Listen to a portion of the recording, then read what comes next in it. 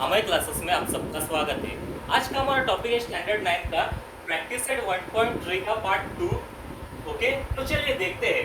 हमारा fourth sum है set A is equal to curly bracket 1 3 2 7 then write any three subsets of A। Okay, question देके रखा है set A is equal to curly bracket 1 3 2 7 then write any three subsets of A। Okay, अभी जब ऐसा question आता है तो क्या करेंगे, पहले जो सेट ए है उसका कौन सा भी थ्री सबसेट्स निकालने से पहले हम पहले देखेंगे ओके कि सेट ए में कितने एलिमेंट्स है।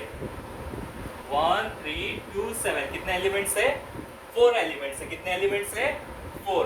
ओके, तो सबसेट निकालने के वक्त हमें ये कैलकुलेट करना पड़ता है सबसेट का हमेशा जितने भी नंबर ऑफ एलिमेंट्स होते हैं ओके, तो 2 को उतनी बार उससे मल्टीप्लाई करना पड़ता है।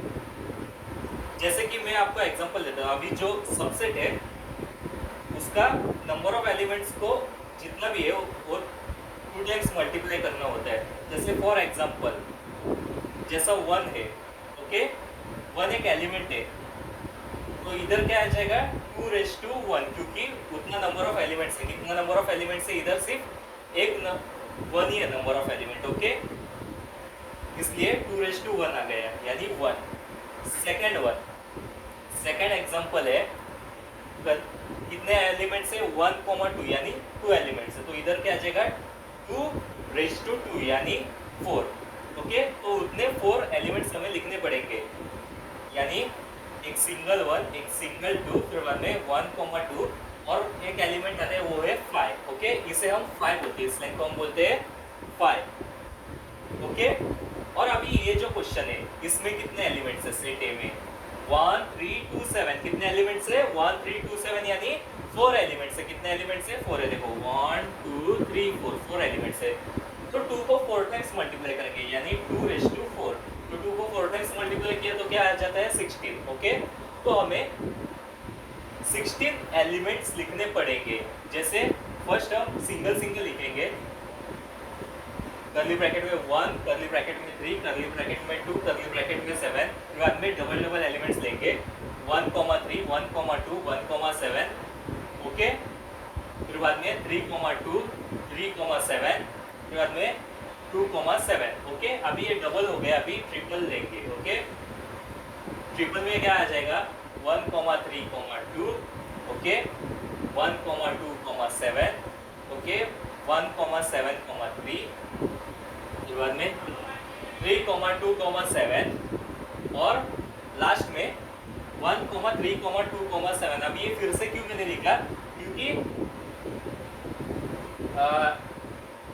जो सेट होता है वो खुद का भी सबसेट होता है, वो आपको प्रॉपर्टी में मैंने एक्सप्लेन किया था ओके। यानी set A is a subset of A itself, वो भी एक प्रॉपर्टी मैंने एक्सप्लेन की थी। और लास्ट में 5 ये भी एक एलिमेंट होता है। तो टोटल कितना हो गया 16। देखो काउंट करके 1 2 3 4 5 6 7 8 9 10 11 12 13 14 15 16 ओके। फिर से एक बार आपको एक्सप्लेन करता हूँ ये question. A is equal to 1,3,2,7 then write any three subsets of A। तो सबसेट हम कैसे निकालते हैं, 2 को जितना टाइम वो एलिमेंट आता है हाँ उतना टाइम हम उसे 2 को मल्टीप्लाई करेंगे। जैसा अभी इधर लिखा है फॉर एग्जांपल कर्ली ब्रैकेट में 1 तो क्या आ जाएगा 2 को 1 टाइम ही लेंगे यानी 1 ओके। फिर बाद में सेकंड में 1,2 ओके। यहाँ कितने एलिमेंट्स है 2 एलिमेंट्स है। कितने 2 तो 2⁻2 तो 2⁻2 क्या हो जाता है 4। तो ये जो एलिमेंट है इसके हम 4 सबसेट्स लिखेंगे। जैसे कर्ली ब्रैकेट में 4 एलिमेंट्स लिखेंगे, सिंगल 1 सिंगल 2 1,2 और ये लास्ट एम्प्टी सेट या उसे हम 5 बोलते हैं ओके। और जो थर्ड है उसमें कर्ली ब्रैकेट में ये question A is equal to 1,3,2,7 अभी ये कितने बार आ गया है 4 बार आ गया। एलिमेंट्स कितने हैं 4 है ओके। तो 2⁻4 तो 2 को अगर हम 4 टाइम्स मल्टीप्लाई करेंगे तो आंसर क्या आ जाएगा 16 यानी 2 × 2 × 2 × 2 यानी 16 ओके। तो यहाँ पे 16 एलिमेंट्स आ जाएंगे। वो कैसे, curly bracket single 1 curly bracket single 3 curly bracket single 2 curly bracket single 7 curly bracket 1,3 curly bracket 1,2 curly bracket 1,7 curly bracket 3,2 curly bracket 3,7 curly bracket 2,7। अब ये डबल एलिमेंट्स हो गया। अभी हम ट्रिपल पे जाएंगे। 1 curly bracket 1,3,2 curly bracket 1,2,7 curly bracket 1,7,3 curly bracket 3,2,7 और last में अभी 3 खत्म हो गया, अभी 4। तो लास्ट में 1,3,2,7 और एम्प्टी। अभी 1,3,2,7 फिर से क्यों आया? क्योंकि every set is a subset of itself. ये प्रॉपर्टी मैंने एक्सप्लेन की थी। ओके, वो आप चाहिए तो फिर से जाके देखिए। ओके, तो कितने आ गए? 16। तो आपको ये क्वेश्चन समझ में आया होगा सॉल्यूशन। ओके, तो हम पढ़ते हैं हमारे अगले सम की तरफ। ओके, क्वेश्चन नंबर 5 में हमें देखे रखा है first one, right the subset relation between the sets.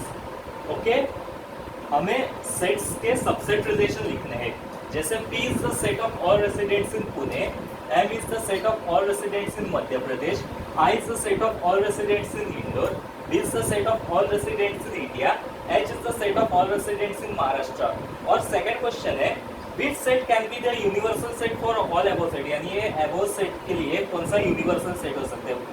Okay, तो पहले हम फर्स्ट क्वेश्चन सॉल्व करते हैं। Right the subset relation between the sets, यानी हमें सेट्स के बीच कौन से सबसेट रिलेशन है वो लिखने हैं। जैसे P is the set of all residents in Pune, M is the set of all residents in Madhya Pradesh, I is the set of all residents in Indore, D is the set of all residents in India, H is the set of all residents in Maharashtra. Okay, तो अभी ये जो सब state है तो किस में आते हैं? जैसे पुणे, मध्य प्रदेश, इंदौर, महाराष्ट्र, ये सब किस में आते हैं? ये सब आते हैं इंडिया में। ओके, तो इंडिया सबसे मेन लिखेंगे हम, और उसके बाद ये दो में डिवाइड होते हैं, दो स्टेट में डिवाइड होते हैं। ओके, महाराष्ट्र और मध्य प्रदेश में, महाराष्ट्र और मध्य प्रदेश में। और महाराष्ट्र में क्या आता है? पुणे आता है। और मध्य प्रदेश में क्या आता है? इंदौर आता है। ओके, ये जितने भी दिए हैं हमें, ओके, जितने भी सेट्स हमें दिए हैं, पुणे, मध्य प्रदेश, इंदौर, महाराष्ट्र, वो सब आते हैं सेट बी इंडिया में। ओके, तो इंडिया को हम इधर ऐसे बीच में लिखेंगे, इंडिया बी। और इंडिया में क्या आता है? पहले दो स्टेट लिखेंगे, महाराष्ट्र और मध्य प्रदेश। इंडिया में आता है महाराष्ट्र और मध्य प्रदेश, महाराष्ट्र एच और मध्य प्रदेश एम, ये इंडिया में आता है। और महाराष्ट्र में क्या आता है? पुणे आता है, यानी पी। और मध्य प्रदेश में क्या आता है? इंदौर आता है, यानी आई। तो अब हम लिख सकते हैं कि पुणे यानी P is the subset of Maharashtra, यानी P is the subset of H. और पुणे किसका और सबसेट है? इंडिया का भी पुणे सबसेट है। ओके, तो Pune is the subset of India, Pune is the subset of India, यानी पुणे महाराष्ट्र में भी आता है और इंडिया में भी आता है। और जो महाराष्ट्र है वो किसका सबसेट है? इंडिया का, क्योंकि महाराष्ट्र इंडिया में आता है। ओके, तो M is the subset of B, India का बी है इसलिए M is the subset of B. अभी दूसरा मध्य प्रदेश, मध्य प्रदेश में क्या आता है? इंदौर। तो हम लिख सकते हैं Indore is the subset of Madhya Pradesh, यानी I is the set of M. Okay, और इंदौर और किसका सबसेट हो सकता है? इंडिया का, क्योंकि इंदौर भी इंडिया में ही आता है। तो I is the subset of B. Okay, और जो मध्य प्रदेश है वो किसका सबसेट हो जाएगा? इंडिया का, क्योंकि मध्य प्रदेश इंडिया में आता है। तो M is the subset of B. Okay, अगर आप इसे लिखना चाहते हो टेक द स्क्रीनशॉट। हम फिफ्थ क्वेश्चन का सेकंड वन भी करते हैं, चाहिए तो मैं आपको एक्सप्लेन करता हूँ, आप खुद ये कीजिए। Which set can be the universal set for all above sets. अब ये ऑल अबव सेट्स के लिए यूनिवर्सल सेट कौन सा हो सकता है? ये जितने भी अबव सेट्स दिए हैं, पुणे, मध्य प्रदेश, इंदौर, इंडिया, महाराष्ट्र, इनमें से सबका यूनिवर्सल सेट क्या हो सकता है? इंडिया, यानी बी हो सकता है, क्योंकि सब ये जितने भी स्टेट या रीजन है वो किस में आते हैं? इंडिया में आते हैं। ओके, तो सबका यूनिवर्सल सेट क्या हो जाएगा? इंडिया, यानी B is the subset of B is the universal set for all above sets. Sorry, B is the universal set for all above sets. Okay, hope आपको ये फिफ्थ क्वेश्चन भी समझ में आया होगा। हम पढ़ते हैं हमारे सिक्स क्वेश्चन पर। ओके, क्वेश्चन नंबर 6 करते हैं। Which set of numbers could be the universal set for the sets given below. इसमें हमें फर्स्ट देखे रखा है a is equal to set of multiples of 5, B is equal to set of multiples of 7, C is equal to set of multiples of 12, and second देख के रखा है P is equal to set of integers which are multiples of 4, P is equal to set of all even square numbers. Okay, solution में हम first करते हैं. तो पहले क्या देखे रखा है A is equal to set of multiples of 5. First question 6 के फर्स्ट क्वेश्चन में देखे रखा है A is equal to set of multiples of 5. तो 5 के मल्टीपल्स क्या है 5 1 are 5, 5 2 are 10, 5 3 are 15, 5 4 are 20 and so on. तो set of multiples A is equal to set of multiples of 5 में क्या आ जाएगा कर्ली ब्रैकेट में 5 10 15 20 एंड सो ऑन, क्योंकि ये सब 5 के मल्टीपल्स है. अभी सेकंड है B is equal to set of multiples of 7. तो B is equal to set of multiples of 7 में क्या आ जाएगा 7 का table 7 1 is 7, 7 2 is 14, 7 2 is 21 and so on. Okay, अभी C में क्या देखे रहते हैं set of multiples of 12, set of multiples of 12. तो 12 का टेबल कर्ली ब्रैकेट में 12 1 is 12, 12 2 is 24, 12 3 is 36 and so on. Okay, फिर से एक बार बता दो आपको A is equal to set of multiples of 5 यानी 5 के multiples 5 1 is 5, 5 2 is 10, 5 3 is 15, 5 4 is 20. तो ब्रैकेट में हम लिखेंगे कर्ली ब्रैकेट में 5 10 15 20 एंड सो ऑन. और set B is equal to set of multiples of 7 यानी 7 के multiples 7 1 is 7, 7 2 is 14, 7 3 is 21 and so on, 7 14 21 and so on. And C is equal to set of multiples of 12 यानी 12 24 36 dot dot dot dot. Okay, यानी 12 के tables. Okay, तो अभी ये जो है P is equal to set of integers, ये second question है. तो पहले हम फर्स्ट वाला सॉल्व करेंगे A B C. तो यहाँ पे मैंने देख के रखा है ये जो तीनों सेट है वो किस में आते हैं नेचुरल नंबर्स में भी आते हैं, होल नंबर्स में भी आते हैं और इंटीजर्स में भी आते हैं. तो हम क्या लिखेंगे A is the subset of natural number, B is the subset of natural number, C is the subset of natural number. और A is the subset of whole number, B is the subset of whole number, C is the subset of whole number, and A is the subset of integers, B is the subset of integers, and C is the subset of integers. Okay, ये तीनों भी natural numbers के, whole numbers के और integers के subset है. इसलिए natural number, whole number और जो इंटीजर्स है वो ये सेट A, सेट B और सेट C का क्या हो गया universal set. Their set of natural numbers N, whole numbers W and integers I are universal set for set A, set B and set C. Okay, अब हम हमारा question number 6 का second करते हैं. B is equal to set of integers which are multiples of 4. B is equal to set of integers which are multiples of 4. तो कौन से set of integers multiples of 4 है? तो 4 का table 4 1 is 4, 4 2 is 8, 4 3 is 12, 4 4 is 16 and so on. So B is equal to set of integers which are multiples of 4 is equal to 4, 8, 12 and so on. यानी 4 का table. Okay, T is equal to set of all even square numbers. अभी even numbers क्या है 2 यानी multiples of 2, 2 4 6 है.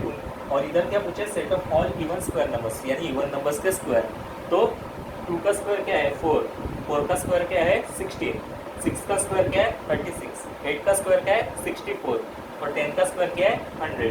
तो set of all even square numbers is equal to 2 2 is 4, 4 4 is 16, 6 6 is 36, 8 8 is 64, 10 10 is 100 and so on. यानी 4 16 36 64 100 and so on. तो जो set P और सेट T है वो भी किसके सबसेट है नेचुरल नंबर के, होल नंबर के और इंटीजर्स के. इसलिए हमने यहाँ लिखा है P is the subset of N, T is the subset of N यानी दोनों नेचुरल नंबर के सबसेट है. P is the subset of W, T is the subset of W यानी दोनों भी होल नंबर्स के भी सबसेट है. और P is the subset of integers and T is the subset of integers यानी दोनों भी इंटीजर्स के भी सबसेट है. तो यहाँ पे जो set of natural numbers, whole numbers और इंटीजर्स है वो सेट P और सेट T का भी यूनिवर्सल सेट है.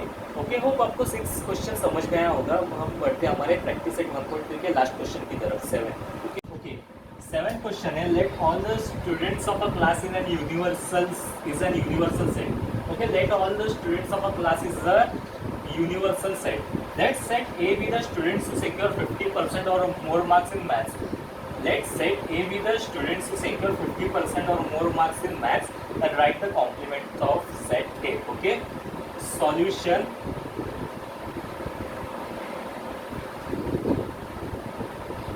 Okay. Universal set क्या है?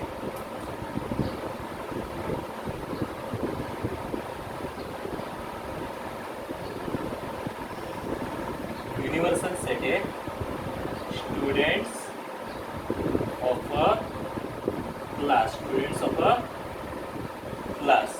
ओके, क्या पूछा है? Let all the students of a class is an universal set, यानी स्टूडेंट ऑफ अ क्लास ये क्या है? यूनिवर्सल सेट है। Let set A be the students who secure 50% और मोर मार्क्स इन मैथ्स, यानी सेट ए क्या होना चाहिए?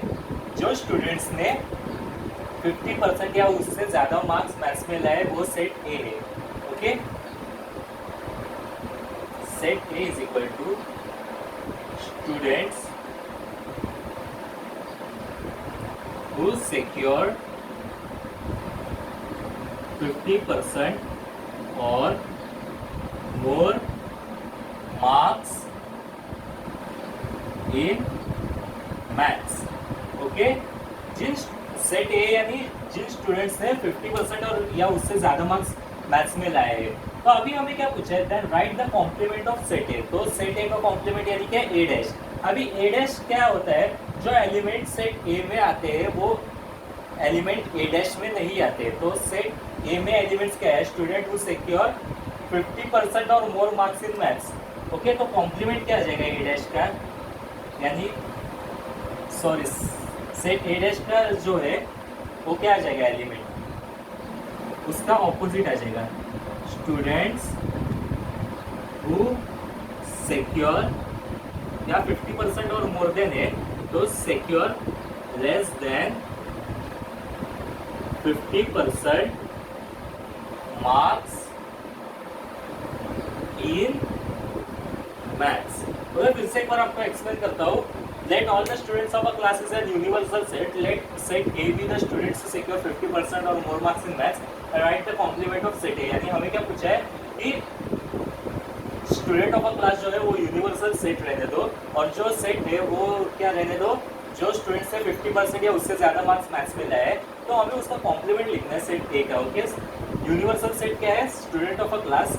सेट ए क्या है? स्टूडेंट्स हु स्कोर सिक्योर 50% और मोर मार्क्स इन मैथ्स। तो हमें सेट ए का कॉम्प्लीमेंट यानी ए डैश। ए डैश यानी क्या होता है? सेट ए का ऑपोजिट होता है। तो ए में मोर मार्क्स सिक्योर किया तो बी में क्या, सॉरी ए डैश में क्या आ जाएगा? Less marks then 50%। ओके, तो आपको ये 7 सब समझ में होगा। हमारा प्रैक्टिस 1.3 खत्म हो गया। ओके।